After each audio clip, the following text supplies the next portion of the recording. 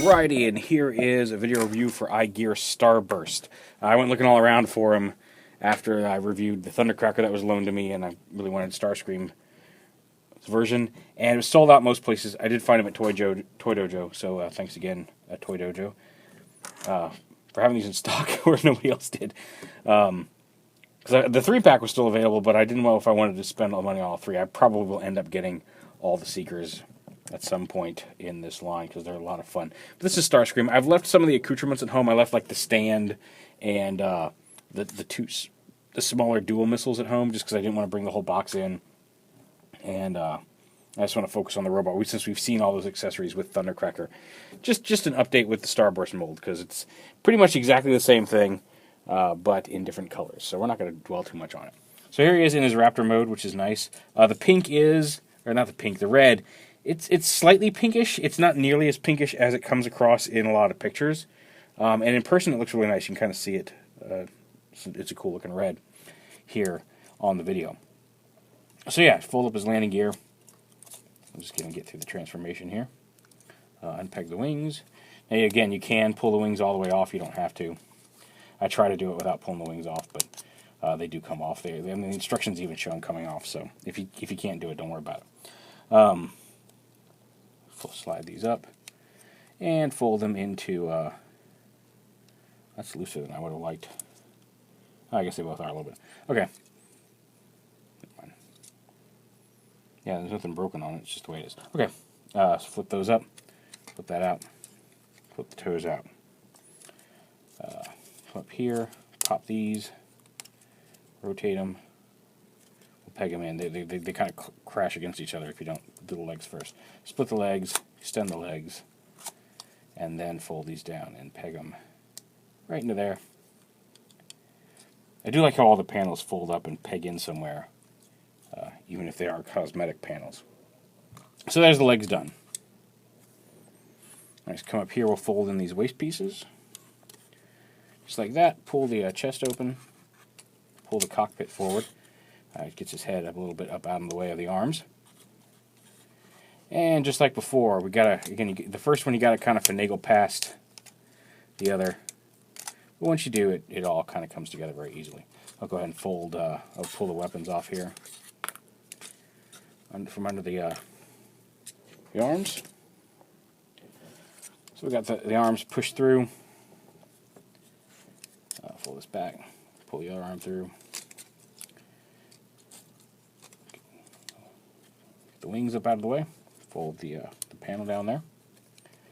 Shoulders out, and then the cockpit here we fold around and back like that. Flip it through like this. Flip his head down. His face is what I meant to say. There's a little panel right here we want to fold down, which allows this post to come through here. Pull that all the way down. Actually, you want to lift this up. Fold the chest in first. He's back. Put the chest in. Push this all the way down. Arms, shoulder panels up. Put his foot forward like it should be. Arms down, bring these panels in, collapse them, plug them in like that. Rotate the fists. I guess the hands are not really fists, they're more open hands, but the hands at any rate. That. Bring the wings forward. Oh, that one being popped off finally. But yeah, you can't actually transform them without pulling those off. Come on. There we go. Get you out of the way. Pop the chest in. Flip the kneecaps forward. And then peg the null rays onto the arm. Come on. There we go. Peg 1. Peg 2.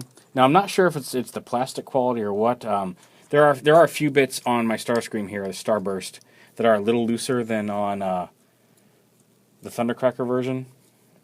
Nothing horrible, nothing like, oh wow, so much more crap. It really isn't. There's just a couple wiggly bits that aren't quite as tight as they were on Thundercracker. Nothing horrible. But yeah, there's Starscream or Starburst, filled with fruit flavors. He does have the alternate head. In this case, he's got a kind of smirking face. Oh, come on, focus on the face. Yeah, so see, he's got a kind of a smirking face versus the standard scowl that all the Seekers come with. Let's see if I can. Just head up. He does have some nice red eyes there, you can see.